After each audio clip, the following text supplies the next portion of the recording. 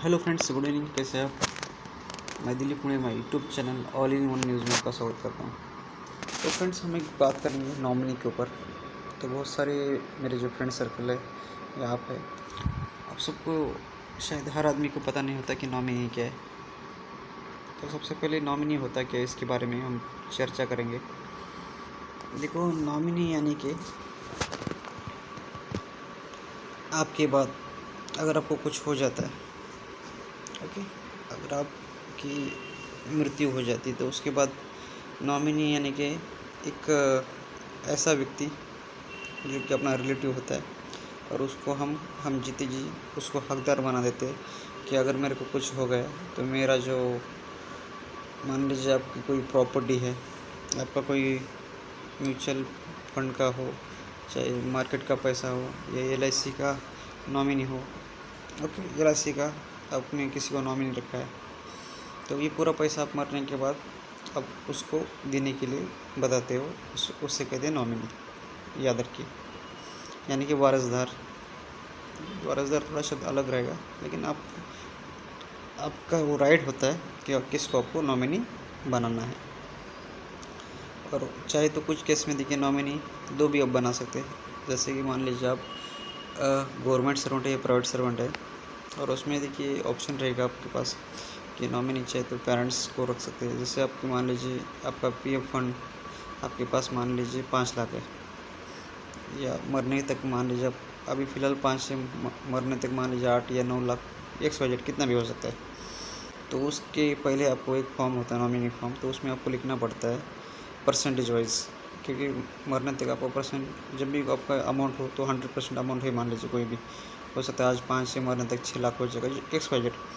तो उस केस में अगर आप मरते हो तो उसमें आपको पहले फॉर्म में लिखना होता है कि आपको मान लीजिए आपके पास अपने 4 नॉमिनी बनाए। एक आपके बीबी को बनाए, उसके बाद पिताजी को, माताजी को, और आपको भाई को, मान लीजिए ये 4 अपने नॉमिनी बनाए। तो और चारों को आपने क्या किया, 25%, 25%, 25%, 25%, यानी कि कितना होगा 25, 25, 50 और ये 50, यानी कि हर आदमी को कितना 25% देना चाहिए। जैसे आपको 6 लाख आपका मरने तक, आप मान लीजिए आप मर गए तब आपका PF 6 लाख है, तो 6 लाख में से क्या हो जाएगा, वो आपके वाइफ को 2 लाख, भाई को 2 लाख, और पेरेंट्स को तो 2 लाख है, यानी कि कितना, सॉरी 6 लाख है ना। 6 लाख डिवाइडेड बाय क्या कीजिए आप, 4 हिस्से कीजिए उसके, यानी कि 1.5 लाख, 1.5 लाख। तो हर एवरी पर्सन क्या हो जाएगा, 1.5 लाख पैसा मिलेगा। तो उसका इसे कहते हैं फ्रेंड्स नॉमिनी। तो अभी थोड़ा आगे हम जाके बात करेंगे। तो देखिए, नॉमिनी कहाँ कहाँ लगाते हैं ये भी हमको पता होना चाहिए, क्योंकि आज की ज़िंदगी देखिए पता नहीं है, मृत्यु ऐसी चीज़ है कब किसके ऊपर आएगी, क्योंकि एक पल का भी भरोसा नहीं है फ्रेंड्स। तो इस केस में देखिए, अगर आप गवर्नमेंट जॉब हो या आप प्राइवेट जॉब होल्डर हो, तो चाहे आप कहीं पर भी जॉब करते हो, तो अगर आपका PF अकाउंट है कंपनी के द्वारा या जहाँ काम करते हैं, तो उसमें आपको नॉमिनी लगाना है। तो डिसाइड करना है कि नॉमिनी कितना % देना है। वाइफ को अगर चाहे तो 100 के 100% वाइफ को दे सकते हैं, तो माताजी पिताजी के ऊपर भी कर सकते हैं, 50% उनको और 50% वाइफ को, ये आपकी चॉइस रहेगी। तो उसी के साथ अगर आपकी LIC है तो LIC में भी आप नॉमिनी रख सकते हो। उसके बाद अगर अपने खुद का आपका घर है और वहाँ पर सोसाइटी बन गई, तो सोसाइटी के वहाँ पर जो होता है अपना, सोसाइटी में एक फॉर्म होता है, सोसाइटी फॉर्म करते समय उसमें भी आप नॉमिनी कर सकते हो। अगर कल कुछ हो जाता है तो ये मेरा घर किसके नाम पे होना चाहिए, या उसका जो परसेंटेज कितना किसको मिलना चाहिए, ये भी नॉमिनी में आता है।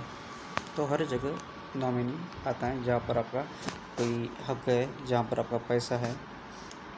ओके, चाहे म्यूचुअल फंड हो, चाहे शेयर मार्केट में आप अपने कोई अकाउंट बनाए वहाँ पर हो, तो हर जगह नॉमिनी होता है। वो नॉमिनेशन फॉर्म आपको भर के फिलअप करके रेडी रखना, कभी भी याद रखिए। तो फ्रेंड्स, आशा करता हूँ ये नॉमिनी क्या होता है ये आपको इस वीडियो से पता चला होगा।